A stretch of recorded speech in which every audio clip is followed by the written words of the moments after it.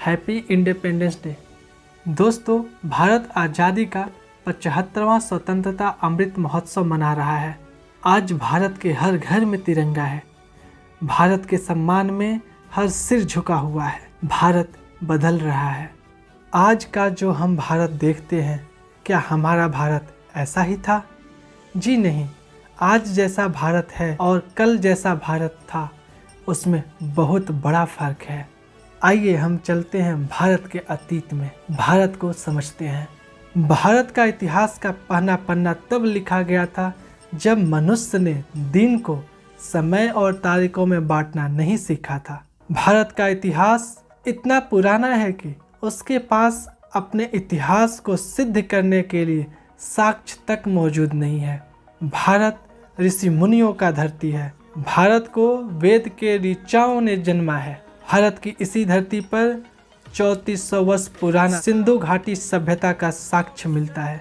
पर इसका मतलब ये नहीं है कि भारत सिर्फ 3400 वर्ष पुराना है। भारत दसों हजार साल पुरानी धरती है। भारत की इसी धरती पर आज से 5000 वर्ष पहले भगवान श्री कृष्ण ने कुरुक्षेत्र में अर्जुन को श्रीमद् भागवत गीता का उपदेश सुनाया था और 7000 वर्ष पहले भगवान श्री राम ने भारत की इसी धरती से अधर्म पर धर्म का विजय पाया था। और भारत की इसी धरती पर 8000 वर्ष पहले ऋग्वेद की रचना हुआ था। ऋग्वेद चारों वेदों में सबसे पुराना है। ऋग्वेद को विश्वामित्र, भृगु, वशिष्ठ, भारद्वाज जैसे महर्षियों ने इसकी रचना की थी। ऋग्वेद दुनिया का पहला धर्म ग्रंथ भी है। ऋग्वेद साक्षी है कि हमारा देश भारत कितना पुराना देश है। हम जो आज भारत को मानचित्र पर देखते हैं, उस समय का भारत ऐसा नहीं था। भारत छोटे छोटे जनपदों और महाजनपदों में बटा हुआ था। फिर ये छोटे बड़े जनपदों और महाजनपदों को इकट्ठा एक ध्वज के नीचे लाने का संकल्प तक्षशिला में जन्मे आचार्य चाणक्य ने लिया। उन्होंने अपनी शिखाएं खोल दी और यहीं से अखंड भारत का निर्माण शुरू होता है।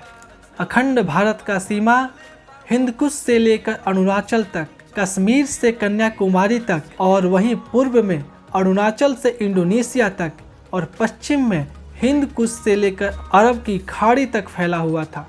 आज का Afghanistan, Pakistan, Nepal, Tibet, Bhutan, Burma, Bangladesh, Indonesia, Cambodia, Vietnam, Malaysia, Maldives और अन्य छोटे बड़े क्षेत्र भारतीय जनपद का हिस्सा थे। हालांकि सभी जनपदों के राजा अलग अलग हुआ करते थे। वहीं मौर्य काल में चाणक्य और चंद्रगुप्त ने भारत की सीमाएं बिहार से बलूचिस्तान और कश्मीर से कंधार तक फैला दिया था। चंद्रगुप्त के पौत्र सम्राट अशोक ने भारत की सीमाएं तक्षशिला से ईरान तक फैला दिया था। मौर्य वंश के पास दुनिया का सबसे बड़ा सेना था। इस काल को भारत का स्वर्ण काल कहा जाता है। भारत इस समय आर्थिक रूप से बहुत ही समृद्ध था। भारत सोने की चिड़िया कहा जाता था।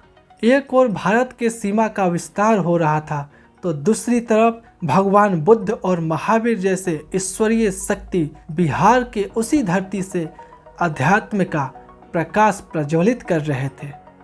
मैसेडोनिया का वह राजा जो विश्व विजय पर निकला था, सिकंदर महान, दुनिया का आधा भूभाग जीत चुका था। तभी उसका सामना पंजाब के महान योद्धा पोरस से होता है और फिर सिकंदर को खाली हाथ ही वापस लौटना पड़ता है। भारत पर सिकंदर का आक्रमण तो सिर्फ शुरुआत था।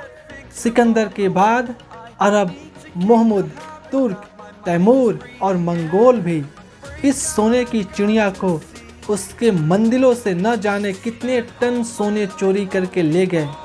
भारत के ग्रंथ को जलाकर राख कर दिया। भारत के गौरवपूर्ण इतिहास को छिन्न भिन्न कर दिया और जो शेष बचा हुआ था वो कसर अंग्रेजों ने पूरा कर दिया। अंग्रेजों ने सोने की चिड़िया कहलाने वाले इस देश को इस प्रकार से लूटा कि गरीबी और भूखमरी के अलावा कुछ भी नहीं बचा। अंग्रेजों ने भारत का $45 ट्रिलियन का धन लूट कर ले गए थे। 200 साल अंग्रेजों ने लूटा और 600 साल मुस्लिम आक्रमणकारियों ने, पर अभी भी भारत के पास 23,000 टन सोना मौजूद है, जबकि दुनिया में सबसे ज़्यादा सोना अमेरिका के पास है। 8,133 टन गोल्ड अमेरिकी फेडरल रिजर्व बैंक के पास है। अंग्रेजों के खिलाफ पहली बार 1857 विद्रोह शुरू हुआ। मंगल पांडे, झांसी की रानी लक्ष्मीबाई और कितने छोटे बड़े रियासतों के राजा को अपना जान त्यागना पड़ा।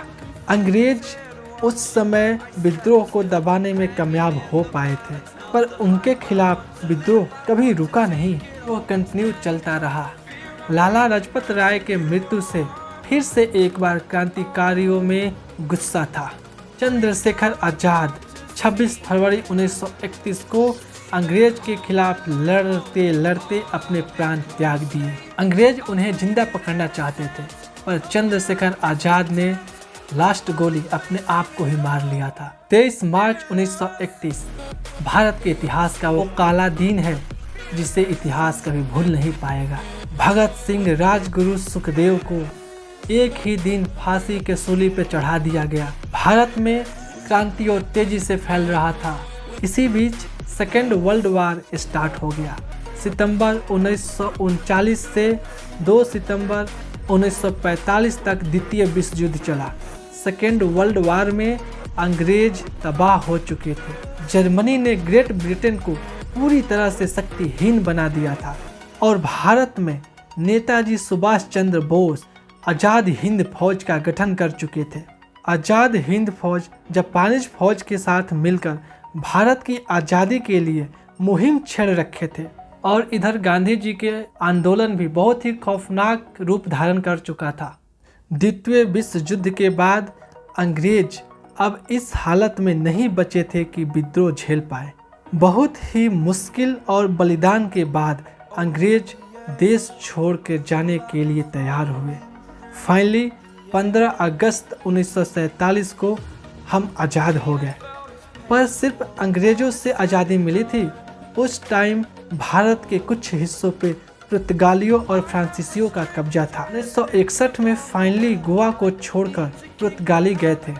भारत के आज़ादी के बाद हमारा संविधान बनकर 26 नवंबर 1949 में रेडी हो गया था। इसलिए 26 नवंबर को हम संविधान दिवस मनाते हैं और उसके 2 महीने बाद 26 जनवरी 1950 को संविधान को पूरी तरह से लागू कर दिया गया था। इसलिए हम 26 जनवरी को रिपब्लिक डे मनाते हैं। रिपब्लिक का मतलब गणतंत्र। हमारे ऊपर जो भी शासन करेगा वे हमारे द्वारा ही चुना हुआ होगा। प्रधानमंत्री या राष्ट्रपति प्रत्यक्ष या अप्रत्यक्ष रूप से हमारे द्वारा ही चुने जाते हैं।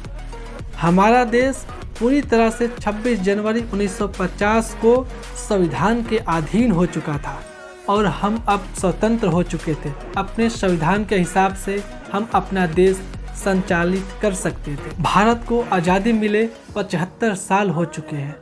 हमें आज़ादी तो मिली है, पर हम अपने फ्रीडम का दुरुपयोग करते हैं।